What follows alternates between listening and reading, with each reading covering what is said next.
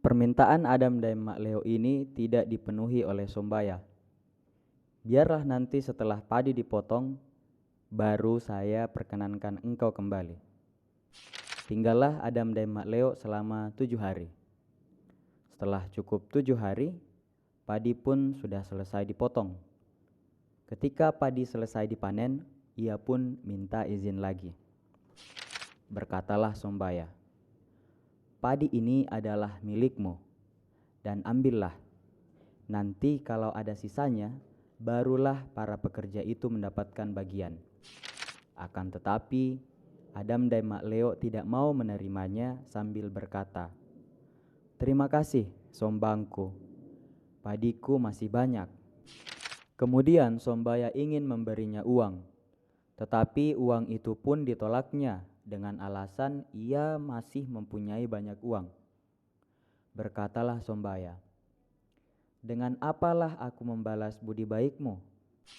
Kalau memang demikian engkau tidak mau menerima pemberianku, tinggallah engkau di sini dan aku akan mengawinkanmu dengan siapa saja yang kau sukai, kecuali istriku." Tinggallah Adam dan Mak Leo di dalam istana beberapa saat lamanya. Namun di antara sekian banyak gadis yang dilihatnya, belum ada yang berkenan di hatinya. Akhirnya pada suatu hari, keluarlah putri bungsu Sombaya berjalan-jalan. Ketika putri terlihat, Adam dan Mak Leo berkata, "Inilah orang yang berkenan di hatiku." Mendengar ucapan ini, Sombaya hanya merunduk saja sambil memikirkan apa yang pernah diucapkannya. Akhirnya Adam dan Mak Leo dikawinkan dengan putri bungsu Sombaya. Alangkah ramainya karena semua alat bunyi-bunyian ikut meramaikan perkawinannya. Setelah 2 bulan lamanya ia tinggal di istana, ia pun meminta izin untuk kembali ke kampung halamannya di Pamanjengang.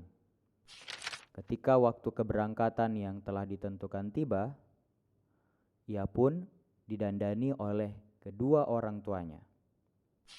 Diberikanlah pakaian kebesaran, kemudian diikuti oleh para pelayan sebanyak isi 7 buah rumah yang akan melayaninya nanti setelah sampai di kampung halaman suaminya. Tatkala semua persiapannya sudah beres, naiklah mereka ke perahu. Sesampainya di kampung halamannya, semua rakyat merasa gembira dan bahagia karena kedatangannya telah lama dirindukan. Tak berapa lama setelah ia tinggal kembali di kampung halamannya, berkatalah saudara Adam dan Mak Leo yang tua, "Baiklah, kita bersiap-siap lagi untuk pergi berdagang." Menyahutlah Adam dan Mak Leo, "Ya, baiklah, tetapi kapankah kita pergi?" Sebenarnya, di balik keberangkatannya itu ada maksud tertentu dari kakaknya, yaitu berniat untuk merampas istri adiknya. Tetapi ia tidak mau secara kasar menyampaikannya. Pada hari yang telah ditentukan, jadilah mereka berangkat berdagang.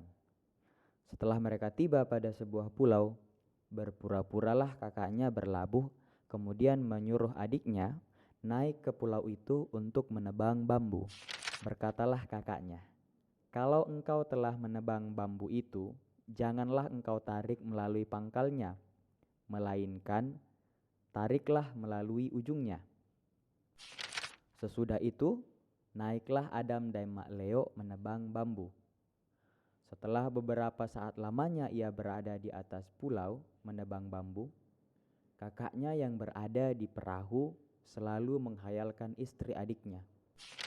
Ketika ia sudah mendapatkan bambu, ia pun kembali ke perahunya. Namun, apa yang terjadi?